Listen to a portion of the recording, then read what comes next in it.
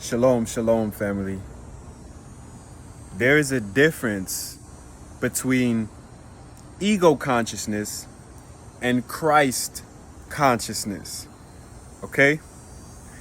When you tapped into ego consciousness, you believe that anything that you want to manifest, anything that you want to do, you can do it and it will be as so.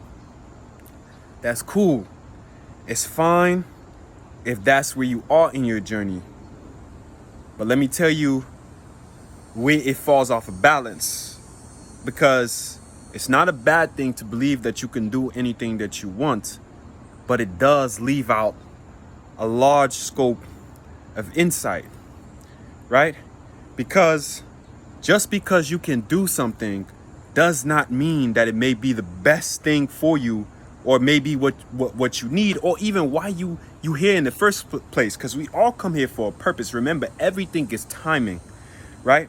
If you into quantum mechanics, you will understand that particles are interacting with each other even before they manifest in this world. Understand that, okay? So we choose to see things as coincidence. That's just a title that we have to write off two events happening at the same time. We call that, oh, it's just a coincidence, right? But let me give you a scenario, right? If you are about to walk to a gas station, right? You probably always go to this gas station or whatever the case may be, right? But in a stand, there is you, and there is how many millions or even billions of people, right, that exist on this earth, right? And so what are the odds that you and the millionaire, right, that wants to gift you $100,000, or even a gunman, God forbid, or whatever, something tragic happens to you at that same exact time? You could have, if you were just a minute before, right, you decided to linger on for just 2 minutes, that could have saved your life. Or you lingered on for 2 minutes, that made you miss $100,000. What are the odds of that when the statistics are there's so many other variables that could have took your place? You see what I'm saying? But it just happened. It so happened that you and that person, that event aligned at the same time, right? We choose to see these things as coincidence because it helps us to not dwell on the event, right? But you got to understand the law of karma, okay? This is it's a similar topic, and now you have to ponder on the meaning of my words rather than the words themselves, so you can get the underlying point that I'm trying to make, right? Because I love how Lao Tzu put it. Lao Tzu was a Chinese man who, or woman, they don't know if he was a man or a woman, who wrote the Tao Te Ching, right? And he has this quote, or this saying, what is a bad man but a good man's job, right? And basically what he's saying by that is he's trying to get to the root of cause and effect. Because if you think about it, everything is kind of based on cause and effect. We don't, to the best of our ability, we don't choose our parents. You don't choose to be born into a family that is crack addicts, or that does not know how to love you properly, or whatever the case may be. Most people don't choose that. If they could have chose, they would have chose differently, right?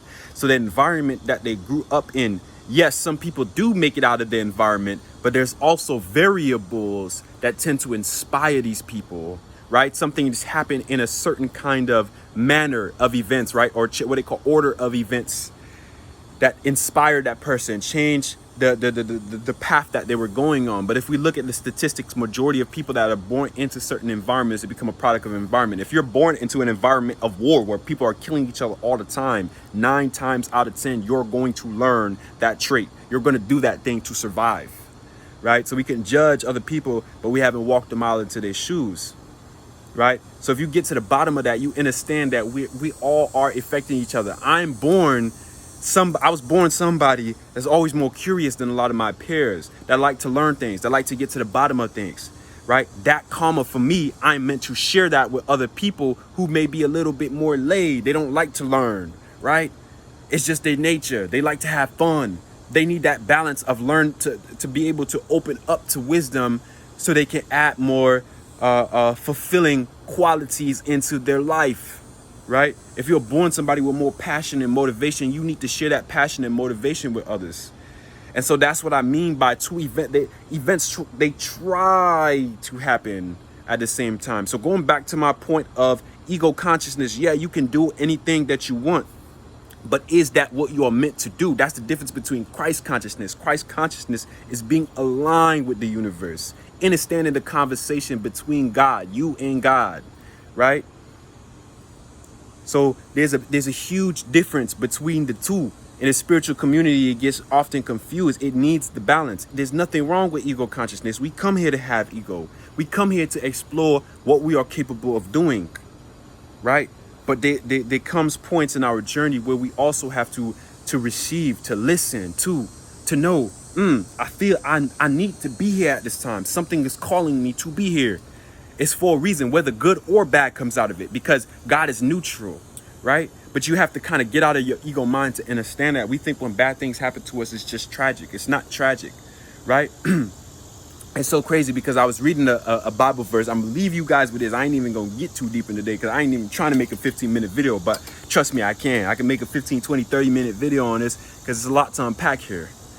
But I was reading a part scripture from Matthew's, right, in the Bible, and Jesus was telling his disciples how he likened the kingdom of heaven to a wedding, right? That he invited all of his subjects whom it concerned. He's giving out invitations to people we felt belonged there, right? Say for example, in that case, it were the Hebrews or whomever.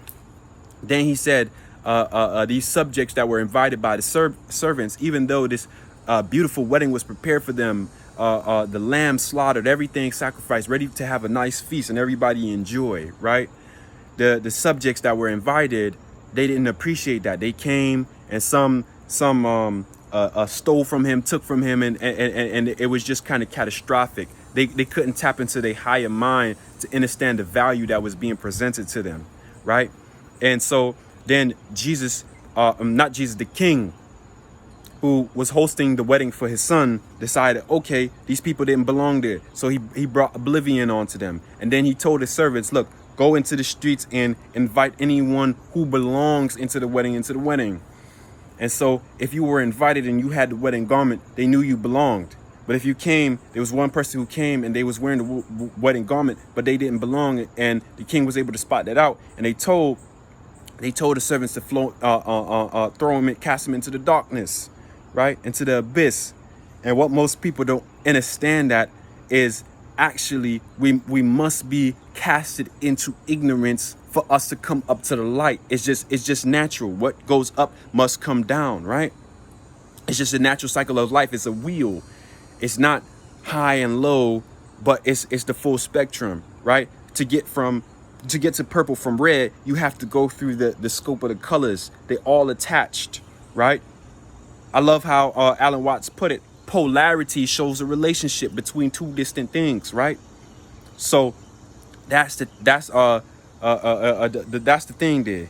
It's okay. Sometimes we have to make mistakes, and we have to put ourselves into this state of, not put ourselves, but we have to be in this state of being where we are in ignorance for us to come up to wisdom. Okay, so it's a cycle of life, right? But kind of lost track of where I was going with that. Maybe if you guys was listening to me, y'all will catch on. I don't even need to really be able to connect the points, because I know I understand where I'm going with this. But it's for you guys to really get the point of the message of basically, oh yeah. Now I remember, actually. Cool. So I could connect it for those who didn't really get to fully understand the scope of it. basically saying to when I pointed out that scripture is that